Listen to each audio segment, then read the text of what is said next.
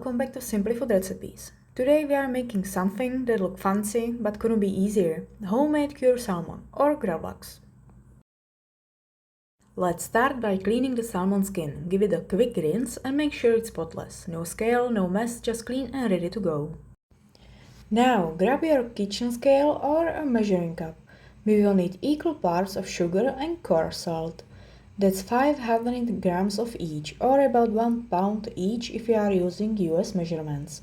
You can measure them separately like I did, or just mix them together right away. Honestly, unless you really enjoy doing dishes, one bowl is plenty. And here is why we are using coarse salt. It draws out the moisture slowly, curing the salmon evenly while keeping it soft and silky. Fine salt would work too fast and make the fish too salty. So, coarse is definitely the way to go. The sugar balances out the saltiness, making the flavor gentle and the texture smooth. Not dry at all. Alright, time to wake up the star of the show, fresh dill.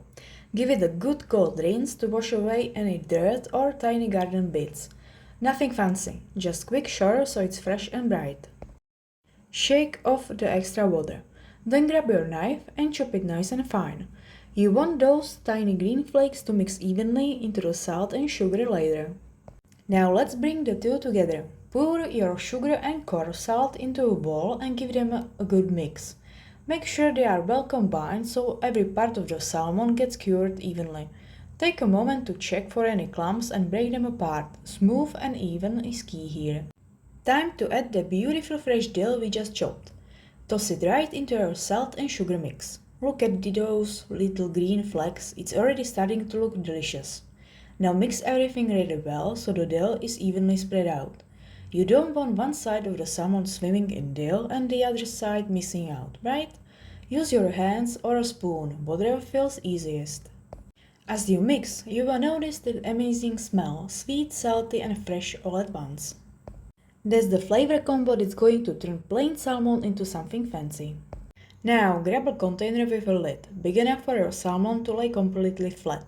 No folding or squishing allowed, this fish needs room to chill. Spread about 1-inch layer of your salt sugar dill mix across the bottom. Now it's time to bring in the salmon. Lay it down skin side first, nice and flat, like it's settling for a little nap. Make sure it's centered so the cured mixture can cover it evenly from all sides. Start covering the salmon with the rest of your salt sugar dill mix. Use your hands or a spoon to scoop it around and on top until the whole thing disappears under the mixture. We are basically tucking it in like cozy blanket of flavor. Don't be shy. Pile it on so every part of the fish is completely buried.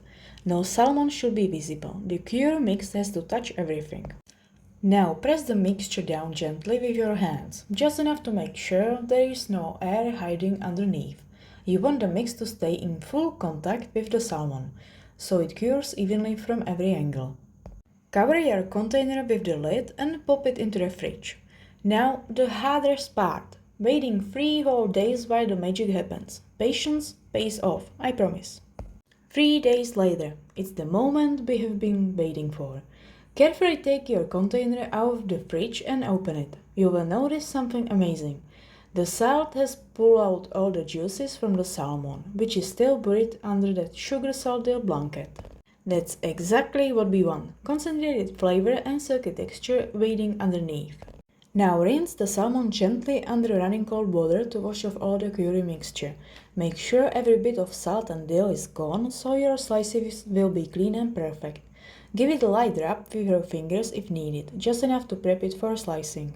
Now place your salmon on a paper towel or even better a clean flour sack towel. Pat it gently to dry. You want it just dry enough so it's easy to slice, but still silky and tender. Flour sack towels are perfect because they don't leave any fuzz behind, unlike regular kitchen towels. Now comes the fun part, slicing. Grab your sharpest knife and cut the salmon at an angle. Not straight down. Cutting this way gives you wider, more beautiful slices that show off all that silky texture. Take your time, let the knife glide through. A dull knife will just mash it. And don't worry if your slices aren't perfectly even, as long as they are thin and gorgeous. You will see how satisfying it is when each slice holds together beautifully. Just look at that color. Deep orange, glossy and absolutely mouth-watering. It looks like something straight from a fancy restaurant, but you made it right at home. That silky shine, that's the sign of perfectly cured salmon. And trust me, it tastes even better than it looks.